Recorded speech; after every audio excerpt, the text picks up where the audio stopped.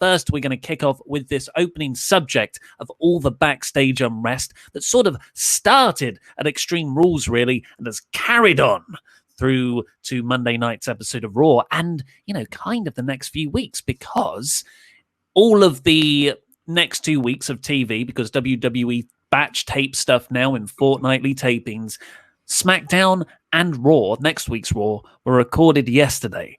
And apparently, this didn't get started until 4 hours after they were meant to. There were multiple things that were torn up, rewritten, not just because of sort of a speculative backlash towards the finishes of Extreme Rules, but also because just Vince McMahon has decided in his infinite wisdom that WWE are going to change their entire strategy, really. They're not going to build pay-per-views so much from now, which is crazy, right? Because SummerSlam's the next one.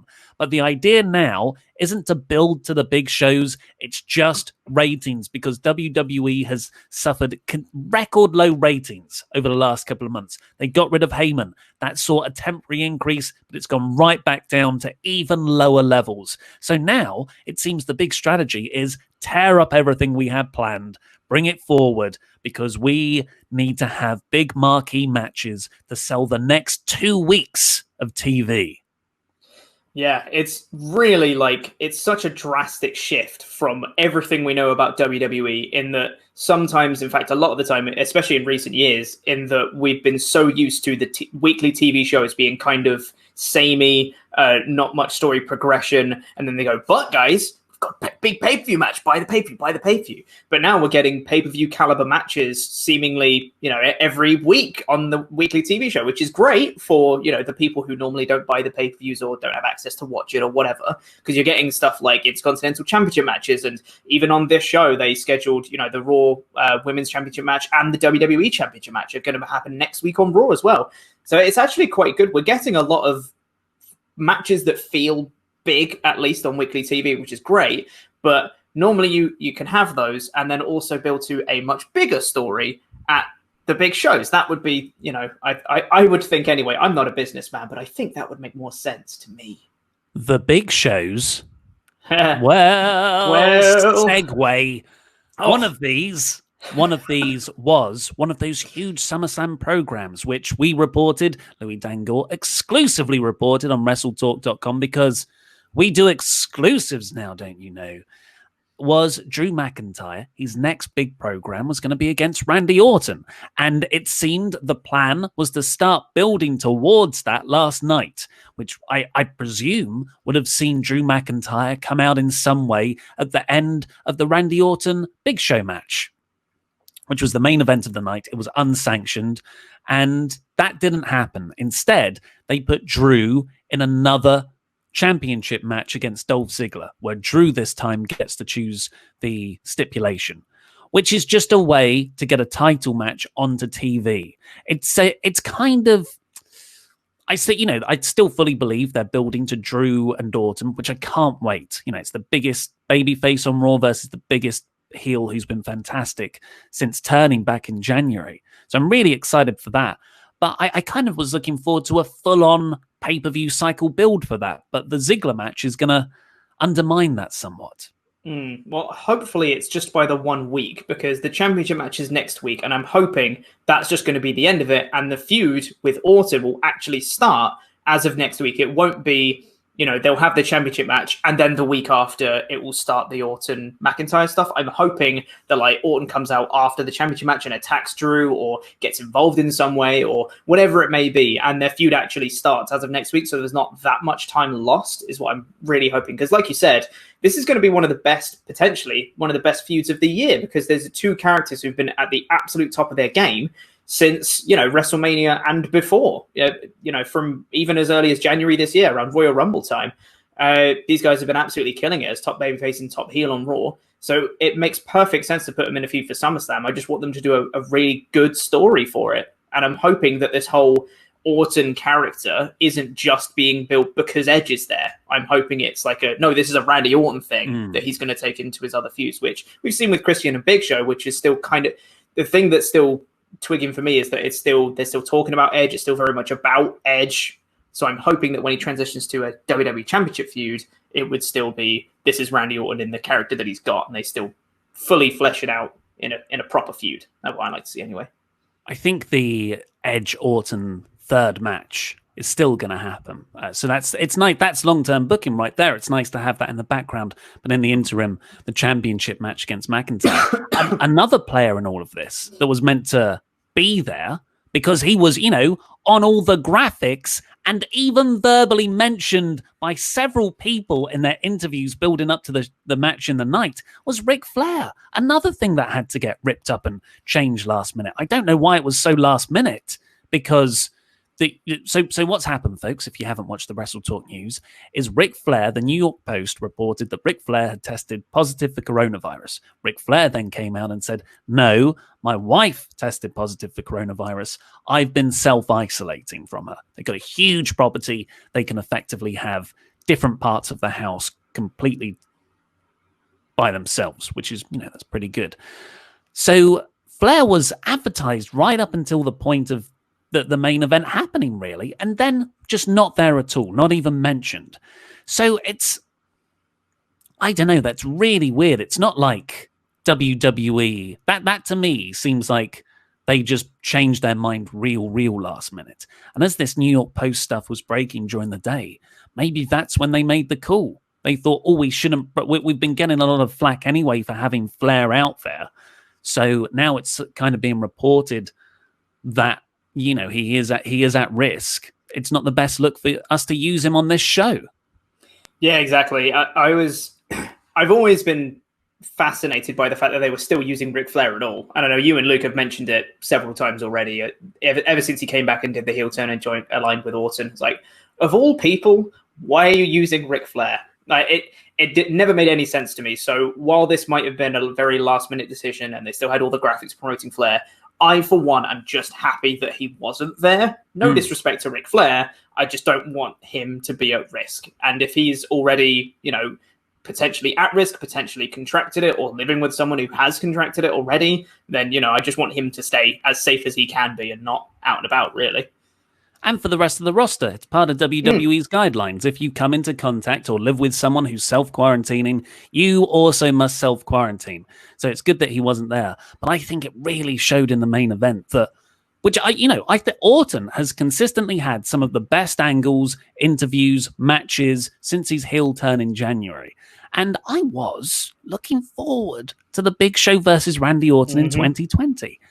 But I found it disappointing. I think they had something more planned. Whether that was, I think they're setting up Orton to turn on Flair. I think that's the use of him here. So maybe they couldn't do that. That's why it felt a bit lackluster. The McIntyre program was meant to start. Maybe that's why it didn't feel as special as I thought it would. Anyway, that's just one little thing that changed. We also had an entire faction that was meant to be relaunched. The 90s faction, the Nation of Domination, which was led by Farouk, back in the day, Ron Simmons, who was weirdly on this show for no reason. So it's one of my favorite parts of the show. Now you know why he was there. It's like, oh, yeah, right. But why not just remove him from TV altogether then? Nation of Domination was sort of a Black Power movement style faction that actually launched the career of The Rock. That's where he first made his name. I don't know I can make my assumptions why they're bringing it back now, considering the larger societal trends. But apparently the plan was for Farouk to kind of create a new Nation of Domination in this very diverse United States Championship picture. Yeah. I don't know how I feel about that, if I'm honest. I'd much rather it just be MVP's thing, because he's been kind of the front runner and, he's the architect of getting all these people together. And we even saw it on this show. They had a brief chat with Ron Simmons who said, remember what I said, there's another way or whatever, and then walked off. And then immediately MVP just got another guy to join his little faction. So he's the guy that's been putting over it. I think it would seem kind of cheap to just have Farouk come in and just be like, nope, you're mine now. Didn't really sit well with me. Unless MVP is going to build his fantastically called Hurt Business faction. Hurt Business. They don't have members. They have executives. Oh, it's brilliant. Maybe Farouk is going to head up or Ron Simmons is going to head up the babyface side of this, because they are, well, as we saw on this episode, there was a 6-man tag of the Hurt Business, not Ron Simmons, MVP Bobby Lashley, new member Shelton Benjamin, versus the team of Ricochet, Cedric Alexander, and the moving over from SmackDown, Mustafa Ali. Yeah, and I really like the pairing of Cedric, Ricochet, and Ali, simply because they have a ton of history together. I don't know if they should join like an actual faction, though. I feel like they should just be, we're friends who are helping each other out because there's 3 of us attacking us, so we're kind of forced together to battle this evil, and we're friends, we'll help each other out.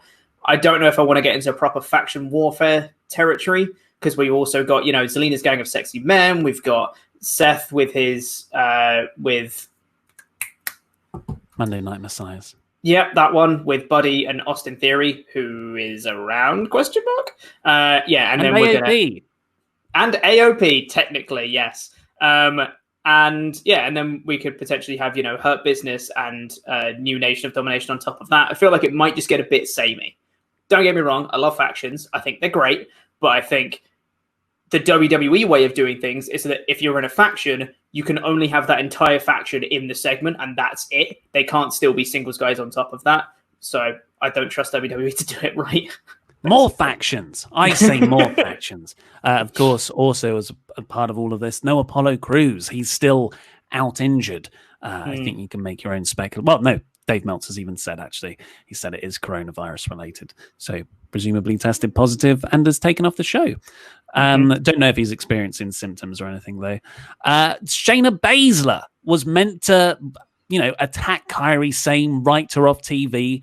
The whole Asuka finish from Extreme Rules, where Sasha Banks stole the title, that was a last-minute change as well. The idea was for Asuka to win clean, still hold the belt, and she would start a feud with Shayna Baszler on this episode. That also didn't happen. It was teased because Shayna Baszler watches on the Kairi Sane match later on, but nothing, that the trigger wasn't pulled. So I think it's just a case of WWE extending out their pay-per-view to actually last over a few weeks of TV to bump those ratings.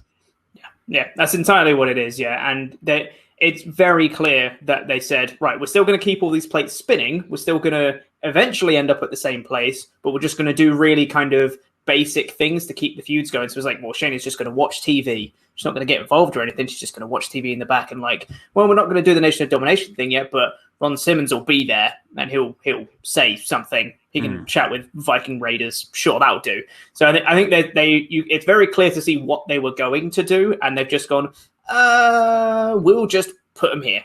Fine. Yeah, we'll get back to it later. That's what it felt like on this show. Yeah, and I guess the big question is that a bad idea or a good idea? I don't think... I think it's... I don't mind them doing this. SummerSlam is 4 or 5 weeks away. You've still got a lot of time to build. And to be honest, the ratings are in the toilet. That WWE can't just sit back and go, well, let's just take these on the chin. It's such a shame that they haven't been able to find this combination of what Paul Heyman was doing, which was steadily building up the stars for the future, well, as best as he could, because Vince McMahon would pull the rug out from underneath them. But, I think we can look back on that era and say, it did actually miss some big-time drawing storylines. Whereas now, they've gone too much the other way. It's Ric Flair, it's Big Show, it's Randy Orton, it's Christian. So... And the guys that are meant to be the future are getting lost in the shuffle. So, yeah, for me, I think I don't mind them doing this. I actually think it's quite smart. Yeah, I'm in agreement with you. I think, especially when you have these kind of no fans shows or, the NXT talent as the crowds, you need to make the shows as exciting as you can, really, because I think a lot of people are being put off by... just the environment of being in the performance center. So I think having, big title matches and having, stars that people recognize, it is going to help them, I hope anyway, because I do want their ratings to increase. Might seem anti-WWE sometimes, but I do want them to do well. So I think having these title matches, having consistent, you've got this thing to look forward to next week, is always going to be a good thing, because occasionally, like we've seen in the past when they had the fan shows, the stories could get quite repetitive when, you know, the stories never really seem to progress too much from week to week. So yeah, I think having more short-term kind of short bursts of here's this championship, here's this championship over here, you can look forward to this story next week, this is the #1 contenders match kind of thing. I'm like, yeah, cool. I'm all for big matches all the time.